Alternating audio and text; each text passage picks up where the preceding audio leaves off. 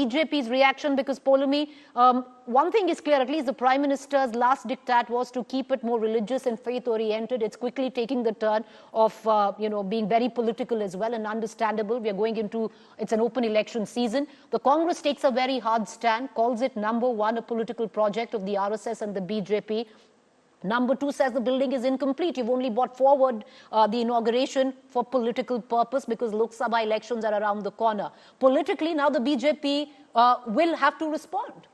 Well, the BJP, as you already heard, reactions are coming in. Nalin Kohli, they're stating that this is all an excuse, calling it a BJP RSS event. At the end of the day, you did not push forward with the case for Ram Janmabhoomi in court. And clearly your stance has been against the temple all throughout. And so this is no surprise. What will, of course, be interesting to see. May I just come in? I have Dinesh Sharma from the Bharatiya Janata Party with me. Let's, apologies, Polumi, for interrupting. Let's quickly get in a reaction. Dinesh Sharma ji, Congress कह रही है ये एक political project है, भक्ति का कुछ नहीं है इसमें, डिवोशन का कुछ नहीं है, मंदिर इनकम्प्लीट है, इसको इनॉग्रेट पहले किया जा रहा है, काम चलता रहेगा। देखिए, उनको पहला तो ये पता चलना चाहिए कि 3 फेज में है। ये प्रथम फेज जो पूरा हुआ है, जो अपना गर्भगृह का है, वही फेज मुख्य होता है और वो गर्भगृह का पूरा कार्य पूरा हो चुका है। इसलिए ये बहाना ढूंढ के जो राम का द्रोह किया है जिन लोगों ने, जिन्होंने राम के अस्तित्व को अस्वीकारा है, जिन्होंने राम के अस्तित्व को लिखित रूप में कोर्ट में दिया है कि उनके जन्म स्थान का कोई प्रमाण नहीं है, राम सेतु बंद रामेश्वरम है नहीं, राम काल्पनिक हैं, इन भाषाओं का जिन लोगों ने उपयोग किया है, मैं समझता हूं जिन लोगों ने आज उन साथियों को चुना है, जो लोग हिंदू धर्म को धोखा कह रहे हैं, आज भी उनके एक साथी समाजवादी पार्टी के महासचिव कह रहे हैं कि राम भक्तों पर गोली ठीक चलाई गई, वो अराजक तत्व थे। जो राम भक्तों को अराजक तत्व समझते हैं, जो राम की भक्त से ईर्ष्या करते हैं, उनसे यही कल्पना हो सकती थी कि वो पहले कहेंगे कि मुझे मिला नहीं, जब मिलेगा तो कहेंगे जाएंगे नहीं। ये सब एक तरीके की इनकी मानसिकता जो है विदेशी मानसिकता से ऊपर उठ नहीं सकते। और राम का जो इन्होंने विद्रोह किया था राम जी के मंदिर के निर्माण के समय, जिस प्रकार से घटनाएं करी थी इनके उनके सहयोगियों ने, मैं समझता हूं कि ये सारे लोग भली बात समझते हैं। और ये राम मंदिर का जो निर्माण है, ये देश की ऐतिहासिक घटना है, पूरा देश आह्लादित है। और मैं समझता हूं ये एक अलग विचारधारा लेकर चलना चाहते हैं। इन्होंने जो दक्षिण में जिस प्रकार की मानसिकताओं वाले सनातन संस्कृत का विरोध करने के लिए उदयनिधि स्टालिन को खड़ा किया है, और उत्तर प्रदेश में कांग्रेस ने समाजवादी पार्टी को खड़ा किया है। ये ऐसे लोग हैं जो देश में एकता, समन्वय और राम राज्य की स्थापना नहीं चाहते।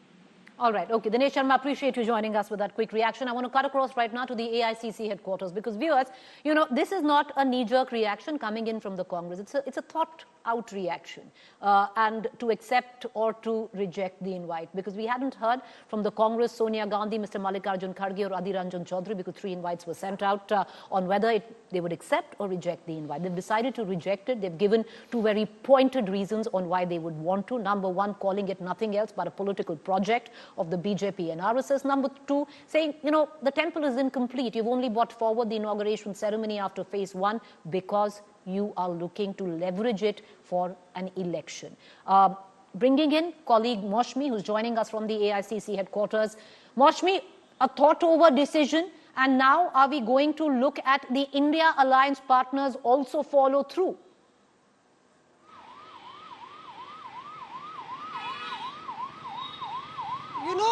One would wonder how the India Alliance members would respond, because I remember a presser by KC Tyagi after Nitish Kumar was yet again anointed as the president of the JDU, that they said that if we get an invite, we would surely go, because this is not a political event, this is a Sanatan event. So perhaps bitter differences and the rift wide open as far as to go or not to go, and to answer or not to answer the invite that has been sent out for the consecration ceremony of the Ram temple. And clearly the Congress is harping and focusing on the fact that this is an RSS and BJP event. So perhaps drawing clearly its line as far as Right. the Ram temple issue is concerned, launching a frontal attack on the BJP government, saying that this is a political event that's got its eyes on the Lok Sabha, and that's why the BJP is minting the name of Lord Ram for its political gains. You know, Maushmi, they must understand and accept the fact that they now run a huge risk by being called anti-Hindu, already being charged of appeasement politics. A move like this has a great potential to also backfire.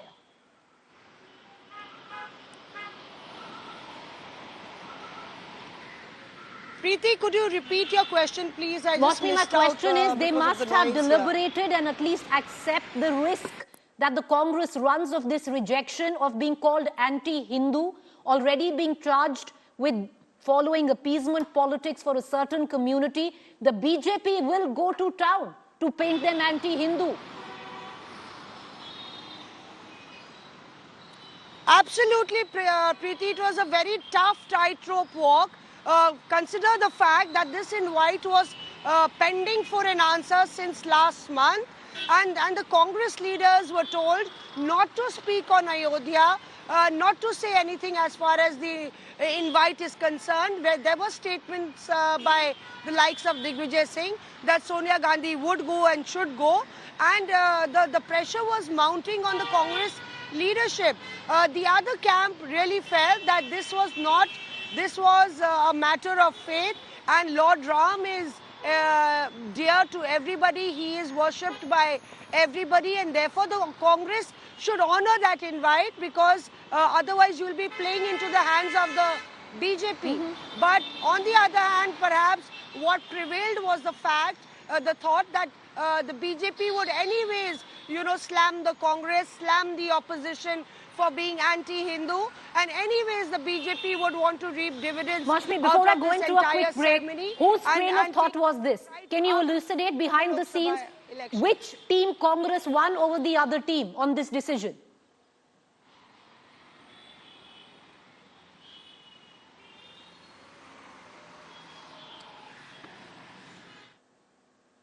All right, we don't have Maushmi right now. But interesting, as Maushmi pointed out, and there is a clear split between the Congress on this decision-making process. It's clearly one side which has prevailed with the decision, and now the Congress will run risk, which they already are facing the full brunt of the BJP on appeasement politics of now being called anti-Hindu and not attending the inauguration ceremony of the Ram temple.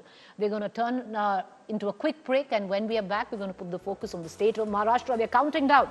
The Speaker of Maharashtra Assembly would be delivering the